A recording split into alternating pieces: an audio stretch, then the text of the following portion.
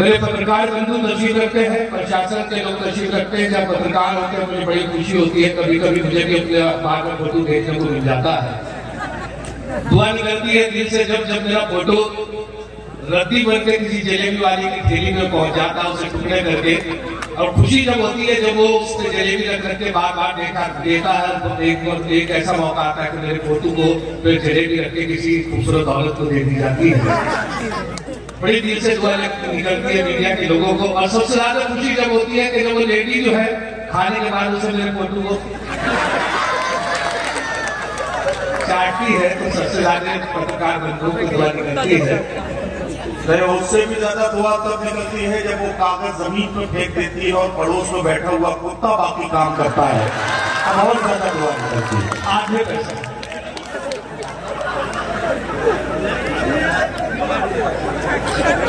अच्छा, एक बात और है, मुशहरों में इरशाद नाम का आदमी नहीं सो पाता है, सब सो जाते हैं। इरशाद नाम कहीं से भी आवाज, इरशाद परेशान रहता है, इरशाद नाम का आदमी। प्रशासन के मेरे पुलिस वाले भी यहाँ पर सभी लोग मौजूद हैं। एक मरतबा मेरे एक दोस्त से उनकी बीवी गुम हो गई, बड़े परेशान थे। मैंने मशवरा दिया, जब मैंने परेशान देखा कि आप इसकी रिपोर्ट जो है, आप इसकी रिपोर्ट जो है चौकी थाने में लिखवाइए। नहीं, पुलिस ने भी लिखवाऊंगा। एकदम मना किया तो मुझे अच्छा नहीं लगा। मेरे साथ पता नहीं क्या बात है, क्यों नहीं लिखवाओगे। तो एक मरतबा मेरी मोटरसाइकिल चोरी हो गई थी, पुलिस वालों ने 2 महीने चला के दी।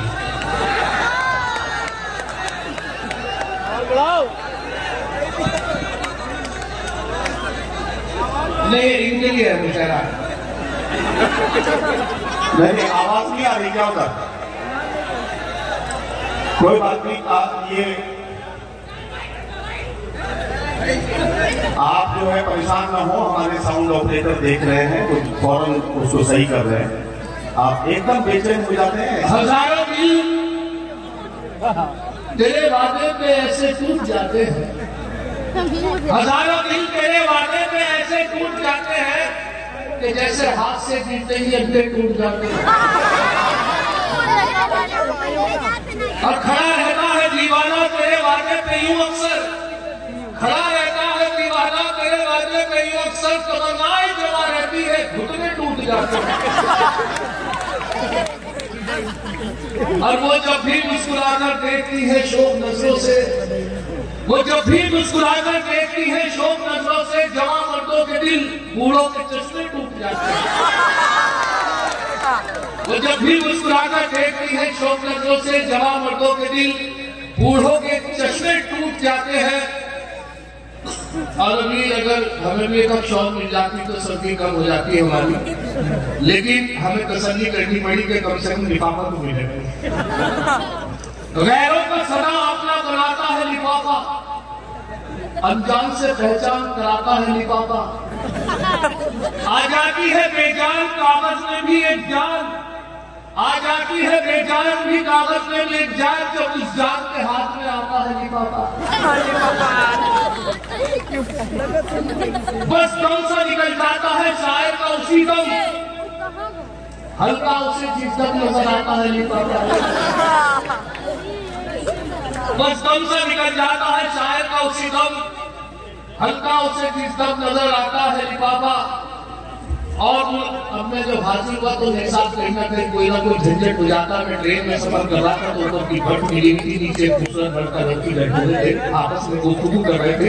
मैंने ऊपर देखा हुआ था, जागा हुआ था, तो मैंने भी उनकी गुफ्तगू सुनी। तो लड़की लड़के से कह रही थी कि अगर मौका लग गया तो तुम मेरे साथ शादी कर लोगे। लड़का बोला अगर मौका लग गया तो मेरी शादी की क्या जरूरत है।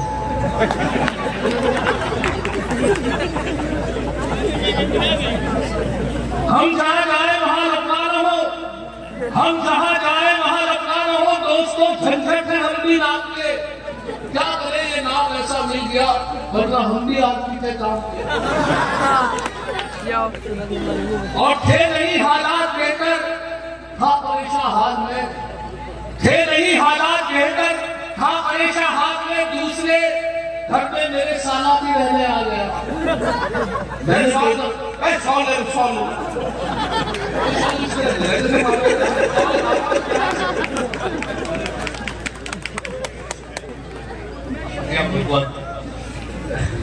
मेरी है ना? हाँ खेल ही हालात लेकर था परेशान हाल में, दूसरे साला भी मेरे घर में रहने आ गया। मैंने बेगम से कहा भाई को रुखसत कीजिए, पूरी माँ की तनख्वाह 15 दिन में खाऊंगा। बोली बेगम इसके ये के बाजार से कुछ ले आइए, और मैं बाजार से ई रिक्शा लेकर आ गया। और दोस्तों ये भी देखे मुशायरे की मजबूरी होती है कि कहीं कहीं जब फहरिस्त लंबी होती है तो फिर भी सिफारिश से कोई ना कोई आदमी किसी भी लड़के को फिट करने की कोशिश करता है। एसडीएम साहब का हुक्म था, उनके पास एक उनका भतीजा था कि साहब ये जरूर पड़ेगा। मजबूरी थी कन्वीनर की, क्योंकि एसडीएम साहब का हुक्म था। तो शायद नहीं था, पूरे दिन उसने एक पर्चे पे गजल लिख दिया, उसे याद करता रहा। उसने सोचा कि जहां भूलूंगा पर्चा जेब से निकाल के पढ़ लूंगा। पूरी याद हुई, कुछ याद हुई, कुछ ये नहीं याद हुई। अलितबाल देखे मुझे जिस पैंट में पर्चा था वो उसने टूटी हुई भूल आया, जिसमें पैंट में था वो दूसरे कपड़े पहन के आया। तो लेकिन उसे इस बात का एतमाद था कि शायद मेरी जेब में। और क्या कहती थी नदीम साहब ने उसका नाम अनाउंस किया, माइक पर आया, मतला पड़ा। मतले का पहला मिसरा बोला, जो पहला मिसरा था वो बहुत याद था, दूसरा भूल गया तो तलाश की नहीं। क्या कहती थी मुशायरे की महबूबा, आप मुझे बहुत आपको भी बताए थे। आगे खड़ा हुआ, उसने पहला मिसरा उठाया, तलाश किया, पर्चा नहीं मिला। देखिए उसकी ज़ाहिरत और उसका दिमाग कितना हाजिर दिमाग। तो उसने पहला मिसरा, जली शम्मा हुआ परवानों का खून, जली शम्मा हुआ परवानों का खून, जली शम्मा हुआ परवानों का खून, जली शम्मा हुआ परवानों का खून, इन्ना लिल्लाहि व इन्ना इलैहि राजिऊन।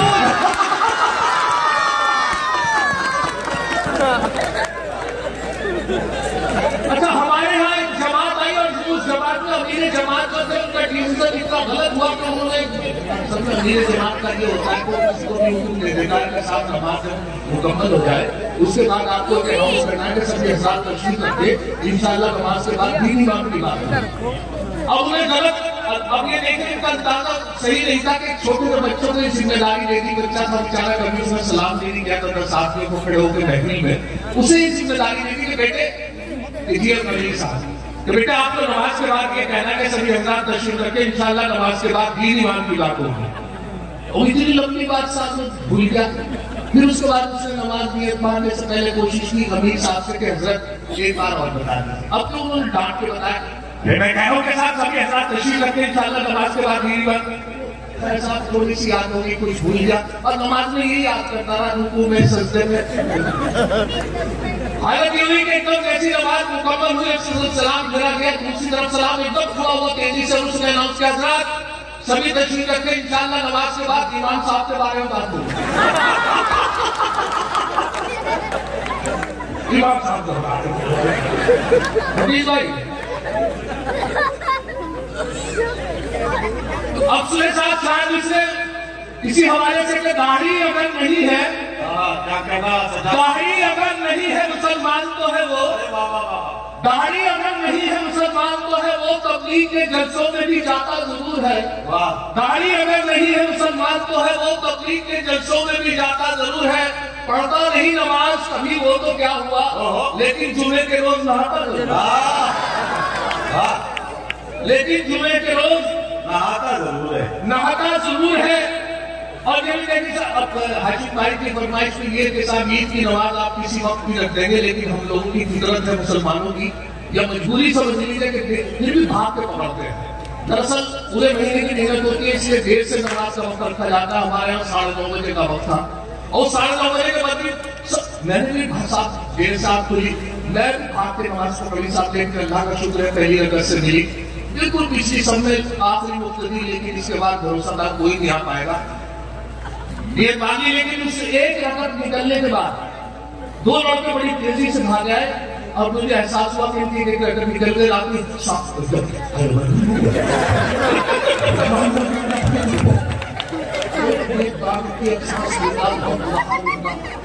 नमाज ऐसे मुकम्मल हुई, रुकू हुआ, चलता हुआ, कायम हुआ, सलाम दे रहा गया, तो उनकी एक रकअत निकल गई थी। दोनों आपस में सलाम करने के बाद बात कर रहे थे। मैंने उनकी गुफ्तगू सुनी तो एक लड़का दूसरे से कह रहा था, देखा अगर वजू के चक्कर में रहते तो नमाज नहीं करते।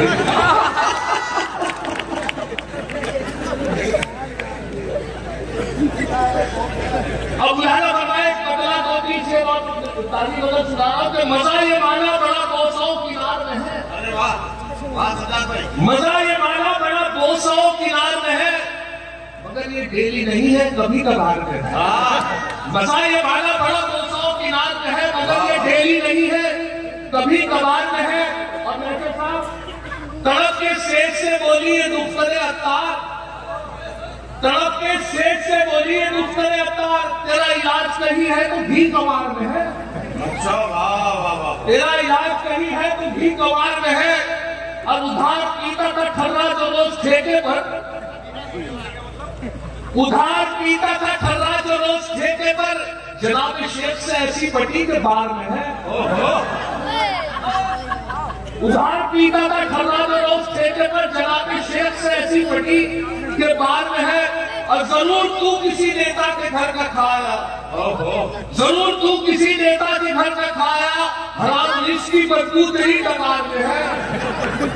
जरूर तू किसी नेता के घर का खाया, हराम रिस्क की बदबू तेरी डकार में है। अच्छा वो एक बहुत पुरानी कहावत है, बहुत आदमी पहले बचपन में पढ़ता था कि साहब चाचा ने जब चांदी पीछे से चटनी चटाई, तो यहाँ से जब वो नेता पे याद आया वो चांदी से मुलाकात फरमाए कि अब इशारों पे उनके नाचती है, ये सियासत तो उनकी बांधी है। वाह, अब इशारों पे उनके नाचती है, ये सियासत तो उनकी बांधी है। पहले होते थे चमचे चांदी के, अब चमचों की नोक चांदी है। अब इशारों पे उनके नाचती है, ये सियासत तो उनकी बांधी है। पहले होते थे चमचे चांदी के, अब चमचों की रोज चांदी है। और इस लॉकडाउन में हालत ये रही के साथ बीवी के साथ रहने के एहसास हुआ कि बीवी क्या चीज है, क्योंकि मुस्तकिल बीवी के साथ रहना पड़ा। कई शायरों को तो ये बच्चे थे हमारे जो बच्चे थे आपके सामने माशाल्लाह इरशाद भाई को पता था कौन कौन बचा। और हालत ये होगी के साथ मैंने तो एक दौरान बीवी एक हमारी बाइक जो थी वो अपनी सहेली से बात कर रही थी, ताज्जुब जब हुआ औरतों की बात पे कि किसी की बुराई कर रही थी। 1.5 घंटे तक उन्होंने दोनों ने मिलकर किसी की बुराई की। अब ताज्जुब जब हुआ तो वो ये कह के जब खड़ी हुई, अरे मंडे का हमें क्या लेना।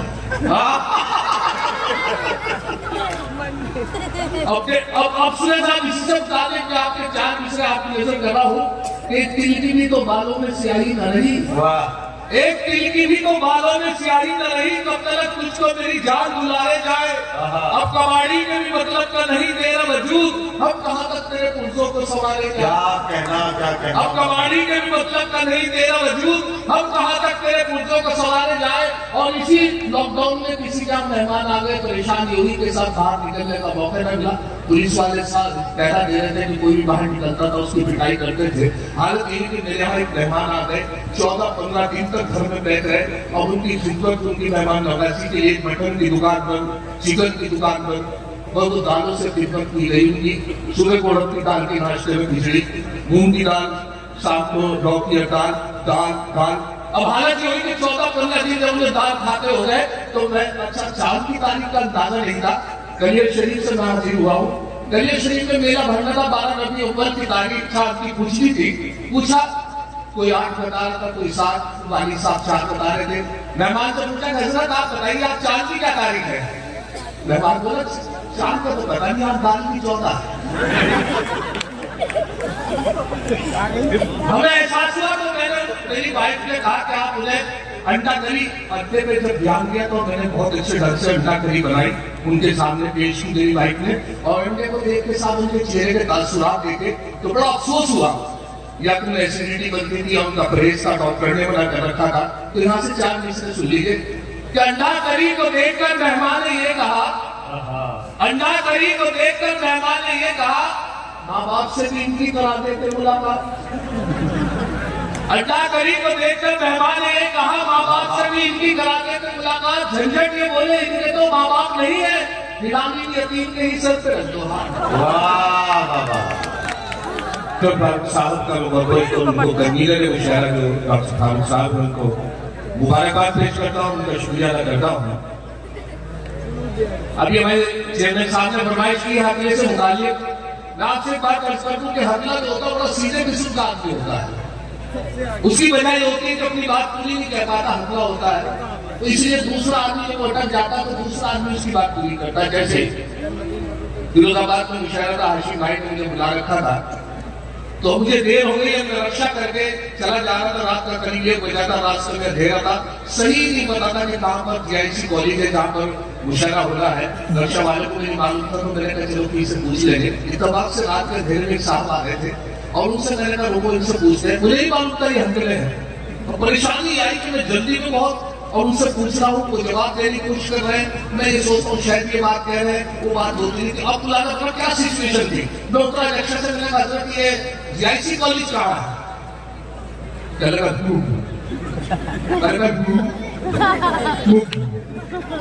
मेरा मेडिकल स्टोर के पास,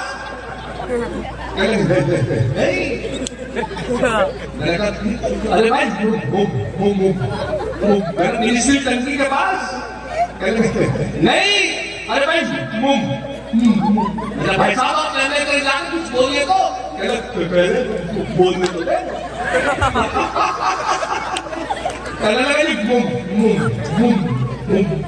भाई साहब मोहल्ला सती में नहीं अरे भाई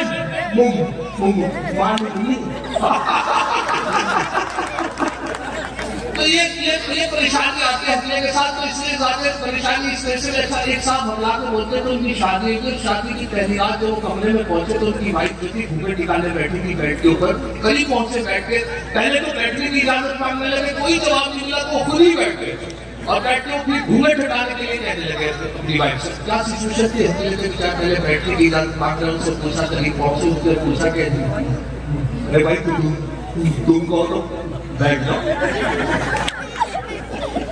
कोई ऐसा नहीं हो, कोई जवाब नहीं मिला, फिर कोशिश की कि अरे भाई तुमको बैठ जाओ, जब कोई जवाब नहीं मिला खुद ही बैठ कर करने लगे, अब घूमे कटाने के लिए कहने लगे अपनी वाइफ से अरे भाई तो हटा दो, कोई ऐसा नहीं, फिर कोशिश की कि शायद इस बार को ऐसा हो जाए कि अरे भाई हटा दो, घूंघट के एकदम अंदर से आवाज आई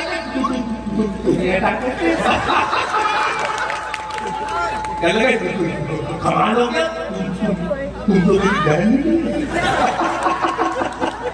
अच्छा ये मैं लतीफे सुनाया इस वजह से कि मैं वसीम साहब को मेरे दोस्त से हकला के बोलता हूँ कि उन्होंने इश्क किया एक लड़की से, जब इश्क चला तो वो उससे फोन करता है तो बिल्कुल वन साइड इश्क, कोई रिस्पॉन्स नहीं घर से, तो वो फिर वहाँ उनके घर चले गए इजहार करने इश्क का, तो वहां से पिटाई हुई, 15 दिन तक मायूस रहे। मैंने उनसे पूछा आजकल वसीम साहब इश्क कैसा चला है, तो मतलब मुलाजा करें, मतलब जो मैंने सुनाया उसके बाद दो शेर